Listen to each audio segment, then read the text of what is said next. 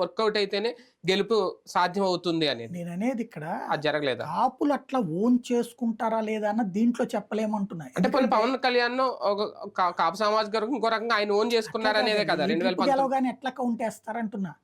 ఇప్పుడు యాంటీ జగన్ అవుతుంది. ఇప్పుడు అవును. క్రిందటి సార్ ఉంది, ఎందుకు వేశారు? అప్పుడు పవన్ కళ్యాణ్ ఉన్నాడుగా, ఎందుకు వైసీపీకి వేశారు వాళ్ళు ఓట్లు కాపులు? అక్కడ చిరంజీవికి ఫస్ట్ ట్రిప్ కాపులు పోలరైజ్ అయ్యి ఓట్లు వేసింది చిరంజీవికి మొట్టమొదటిసారి. ఆంధ్రప్రదేశ్ చరిత్రలో కాపులు పోలరైజేషన్ తో ఓటు అంటూ జరిగింది మొట్టమొదటిసారి చిరంజీవికి. బట్ కాపులు పోలరైజ్ అవడం వల్ల మిగతా కులాలన్నీ దూరమైనవి.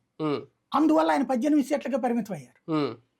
ఆ తర్వాత కాపులు మళ్ళీ తర్వాత వచ్చేటప్పటికి అందుకనే ఓన్ చేసుకోవడం తగ్గించారు. అందులో ఆయన పార్టీని విలీనం చేశాడు.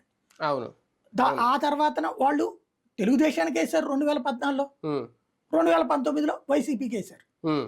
కాబట్టి ఇక్కడ కాపులు పోలరైజేషన్, కాపులు ఏంటంటే తమ అస్తిత్వం కోసం పోరాడుతున్నారు కానీ ఎవరితోనో కలిసి వెళ్ళడానికి కాదు. తమ తరపున ఒక ముఖ్యమంత్రి కావాలని కోరుకుంటున్నారు.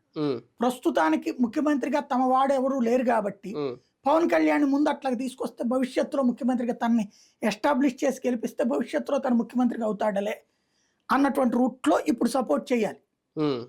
అంతే తప్పించి ఇప్పుడు చంద్రబాబుని చూసినట్టుగాను జగన్ చూసినట్టుగాను ఇతన్ని చూస్తున్నదా ముఖ్యమంత్రిగా పవన్ కళ్యాణ్? అది అక్కడ ప్రధానమైన పాయింట్. సామాజిక పరంగా ఏమన్నా కొత్త కాంబినేషన్ అనుకోవచ్చా దీన్ని? పాతదే అంటున్నా, 2014లో కలిసినే చేశారు కదా.